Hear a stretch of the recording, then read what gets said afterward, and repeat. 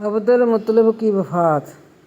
2 برس تک عبدالمطلب کی سرپرستی و نگرانی میں پرورش پا کر آپ صلی اللہ علیہ وسلم 8 سال کی عمر کو پہنچے تھے کہ عبدالمطلب کا بھی انتقال ہو گیا۔ جب عبدالمطلب کا جنازہ اٹھا تو آپ صلی اللہ علیہ وسلم چشم پر آب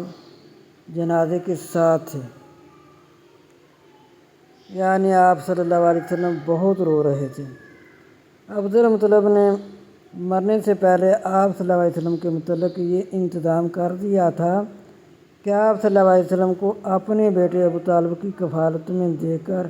خاص طور پر وصیت کی تھی کہ اس لڑکے یعنی اپنے بھتیجے کے خبر گیری میں کوتاہی نہ کرنا۔